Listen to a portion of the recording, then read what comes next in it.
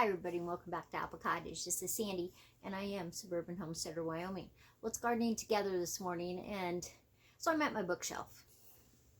This is my all about berries and fruit trees. I love this shelf. In fact, I'm studying at it. That's why one of these books is gone.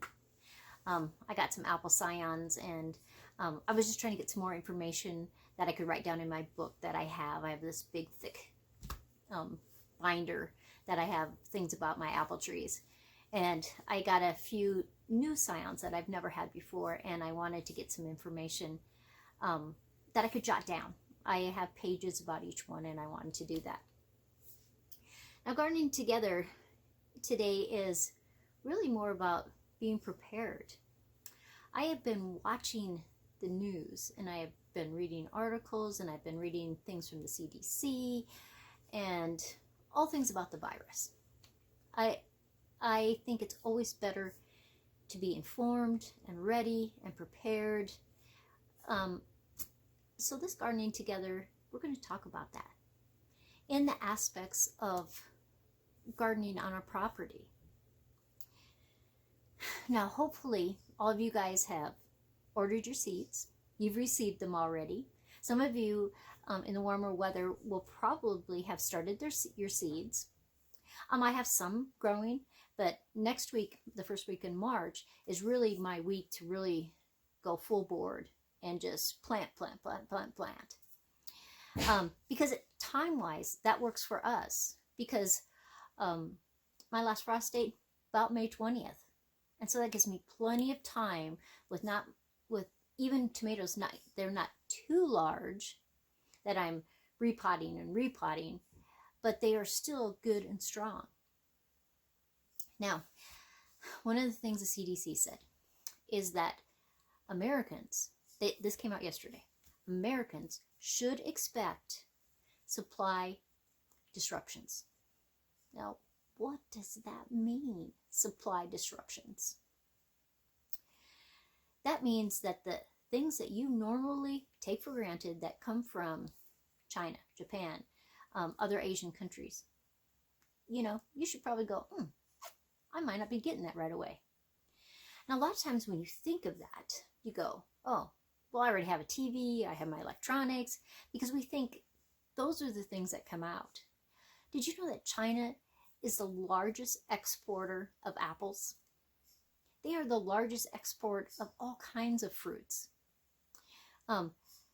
They produce all kinds of stuff that comes over to Procter & Gamble, it comes over to Kraft, it comes over to all these different companies, and then they sell them under their labels. Well, if they're not coming, there's distribution things that are, you are going to be severely shocked. I went to the store today, and I was picking up, I wanted to get some bleach, and I needed some more vinegar, and a few other things. I wanted butter, so I got a whole bunch of butter and threw it in my freezer, because there could be supply disruptions. And I was so shocked at how many things in Walmart were not there. I mean, I took pictures. There are shelves that were not, they were completely empty. So that made me think, do I need to maybe up my game a little bit when it comes to my garden this year? Do I need to plant a little bit extra? And speaking of planting extra, I hope you watched Tuesday's video. I'm going to link that at the end. And we talked about sharing your harvest, sharing with people. That's important. So I'll link that video. But I thought to myself, okay, because there are things I buy in the store, how could I make sure that I plant some extra carrots so that it lasts so much longer? Where could I plant some extra potatoes so I would have a longer supply? And I thought, this is the time of the year when people should go to their seed library. they should get some extra seeds. I know you've probably ordered all the seeds that you think you need from your seed catalogs. And seriously, if you had way overabundance, share them with the seed library. But I think it's important for us to look at our gardening perhaps a little bit differently. Sorry, Reagan is barking. He's right down here. Right down here. Reagan, stop it. I don't know. He's a crazy dog sometimes. Maybe he's getting Alzheimer's. He's very old. I don't know. But I think you should stop and think about what kind of garden, things that you could add. There's always spaces in your garden. Sometimes we have these neat little rows, and we have all these pathways that really we could plant in those pathways and then just reach over. Because really, for me, my span, I can easily have a 3-foot row or even a little bit wider and go from either side instead of having another walkway through there. So how much more could I put in my garden? Now, if things calm down and nothing happens, or we just are a little inconvenienced over the next 30, 60, or 90 days, we just have more vegetables that we can either dehydrate, can, freeze, share. And it's not really a big deal.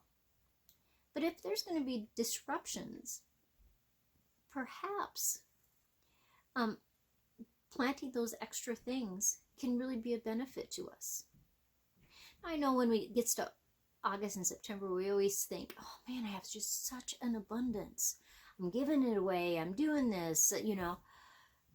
But if life is different than it is right now, or it has been in, you know, for the last few years, you will really appreciate the fact that you decided, I'm going to plant more beans. I'm going to plant more peas.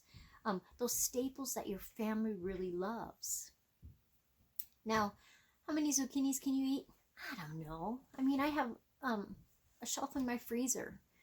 And so last year, I didn't even plant zucchinis because I had plenty of them in the freezer. But take stock of what you have. Go through your pantry or wherever you store your extra canned goods. Look through your freezer. Okay, I have this many bags of squash in my freezer, or I have this many jars of tomato paste that I've done, or I have this many jars of jelly I've already done. How long will that last me? How long will it last me if I share with other people?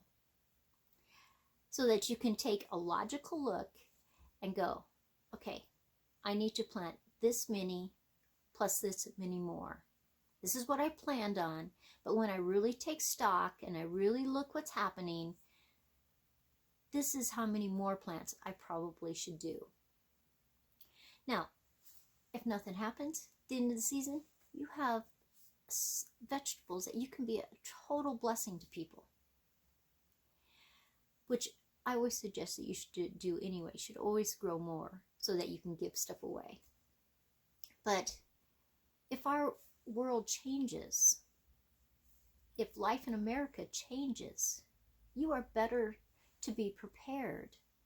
And I don't want you to look back and go, oh crap, I should have listened. I should have done this, you know. And it's always better to go that extra mile than to regret it and look back and go, man, why did I do that? So this is Sandy at Apple Cottage. I hope you ponder. I hope you look at your situation logically, you know. Walk through your property this weekend and think to yourself, okay, I could grow these things over here, which I've never done before.